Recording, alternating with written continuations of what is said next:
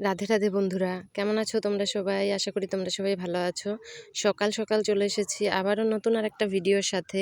শুভ সকাল সবাইকে। বড়দেরকে আমার প্রণাম, ছোটদেরকে আমার ভালোবাসা জানিয়ে আজকের ভিডিওটা শুরু করে দিচ্ছি। আর আজকে আমাদের জমির ধানগুলো কাটা হবে, তাই ভোর ভোর ঘুম থেকে উঠে পড়েছি। তো বন্ধুরা, সকালবেলার পর আর কোনো কথা তোমাদের সাথে বলতে পারিনি, কারণ অনেক কাজ ছিল। আর তখন তো তোমাদেরকে বললাম যে আজকে আমাদের ধান কাটার জন্য লোক নেবে। তো লোক নিয়েছে ধান কাটার জন্য, ধান কাটছে ওরা। আর আমি চলে এলাম এদিকে এনাদেরকে দেখতে। তো চলো, আমাদের মাঠে ধান কাটা হচ্ছে, তোমাদেরকে একটু নিয়ে যাই, ঘুরিয়ে দেখিয়ে আনবো। আর আমি না জামা কাপড়ও ভিজিয়ে রেখেছি কিছু, আয়ুষের বাবার জামা কাপড়গুলো। যাচ্ছে এখন মাঠের দিকে।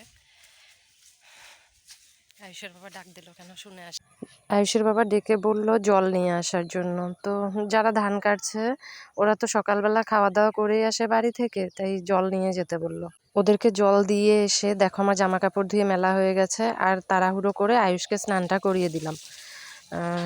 আয়ুষের স্নান হয়ে গেছে, তারপর আমিও স্নান করে নিয়েছি। পুজো দেওয়া হয়ে গেছে আমার, চটজলদি পুজোটাও দিয়ে নিলাম। আর এদিকে দেখো আমি রেডি হচ্ছি, আমার একটু গ্রাম পঞ্চায়েত অফিসে যাওয়ার আছে জিপিতে। কারণ সে আমাদের তো সংঘ থেকে টাকা নেওয়া আছে, তো সেই টাকাগুলো ঋণের সুদাসুল সমেত জমা করতে হবে। তো তাই যাব এখন সংঘর দিকে। তো আমাদের গ্রাম পঞ্চায়েত অফিসের পাশেই সংঘ ভবন, সেখানেই যাব।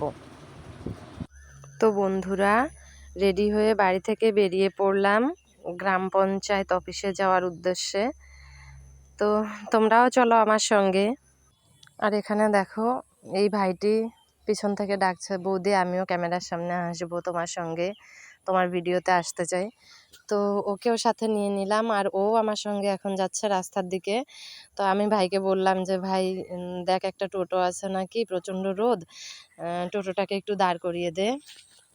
তো রাস্তায় পৌঁছে গেছি, চলে এসেছি রাস্তায়। আর ওখানে গিয়ে কোনো ভিডিও করিনি, সোজা বাড়ি চলে এসেছি। আর এসে রান্না করতে শুরু করেছিলাম, তো তাই আর ভিডিও নেওয়া হয়নি। রান্না শেষে ভিডিওটা নিয়েছি। রান্না হয়েছিল মাছের ঝোল, পটল ভাজা, মাছ ভাজা, পাট শাক আর আমের টক। তো তারপর দুধটা ছেঁকে জালে বসিয়ে দিয়েছি, আর ওদেরকেও সবাইকে খেতে দিয়ে দিলাম। তো বন্ধুরা, দুপুরবেলা বাড়িতে আসার পর আর ভিডিও করতে পারিনি, শুধু কি রান্না করেছি সেটুকু দেখিয়েছি। আর গ্রাম পঞ্চায়েত অফিস থেকে বাড়ি আসার পর দেখি মা ভাত বসিয়ে দিয়েছে।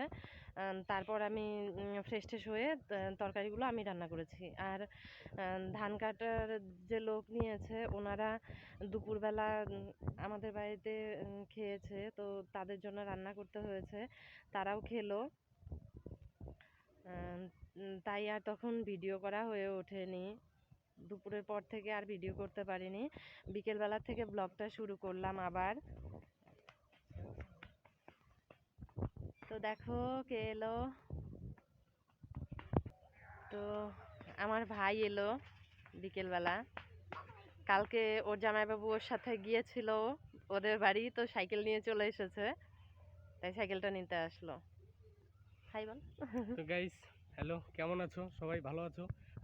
আশা করি যে যেখানে আছো সবাই ভালো আছো, আমিও ভালো আছি। তো দিদির ভিডিওগুলো দেখো, একটু সাপোর্ট করো।